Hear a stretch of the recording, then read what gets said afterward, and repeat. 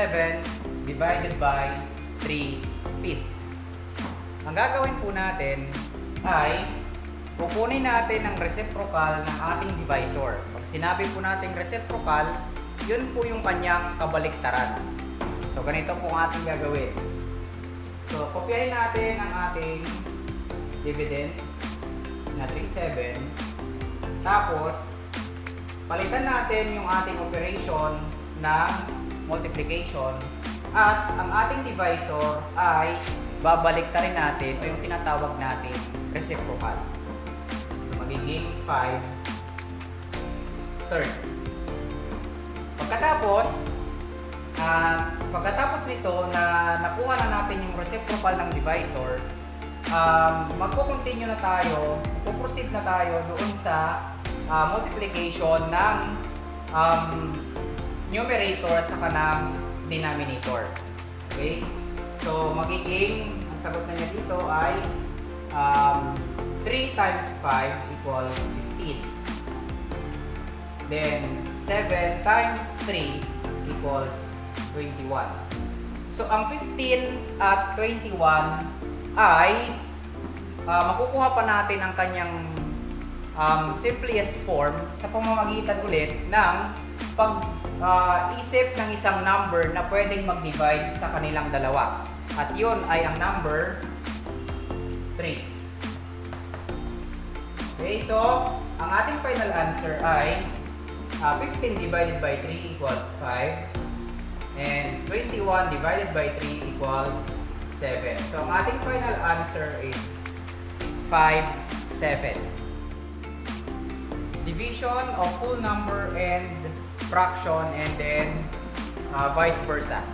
So, simulan po muna natin dito sa example number 2. So ang gagawin natin sa whole number ay dagdagan po natin siya ng denominator which is 1. So ito ang magiging kalalabasan ng whole number. Then palitan natin yung operation at kunin natin ang reciprocal ng 1/3 which is 3/1. Then proceed tayo sa multiplication. 5 times 3 equals 15. And then 1 times 1 equals 1. So kapag ganito po ang ating product na ang denominator ay 1, so understood po yun na yan ay equivalent into a whole number. So ang ating final answer is 15. Okay, example number 3.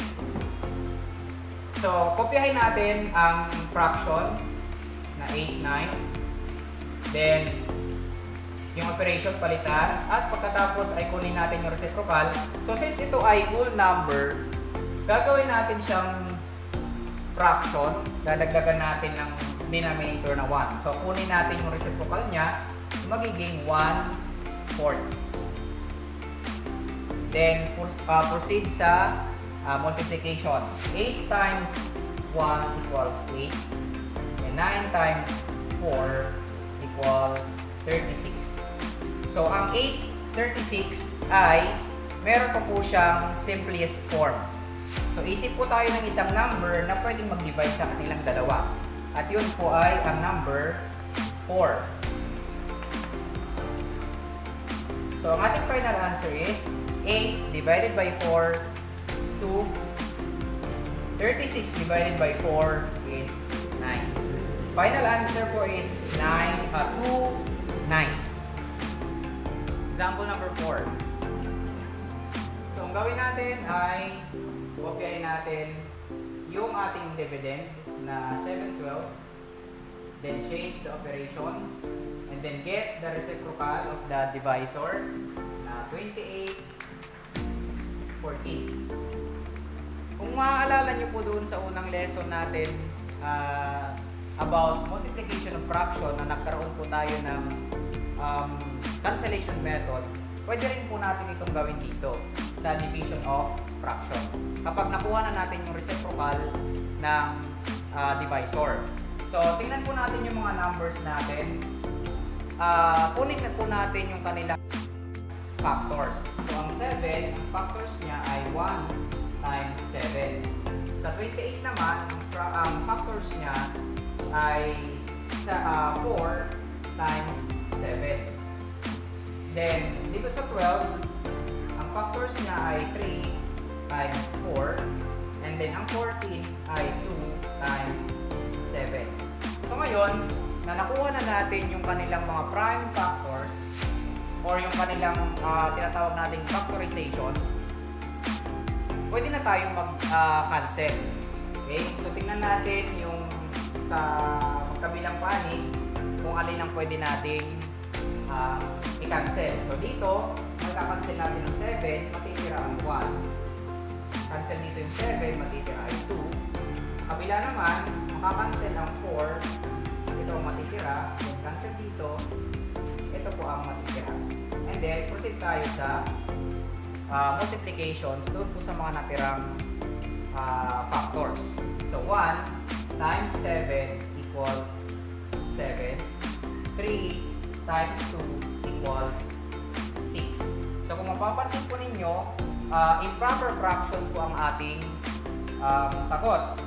So, ang gagawin po natin dyan ay i-divide po natin siya para makuha po natin ang ating final answer. So, ganito po siya, 7 divided by 6.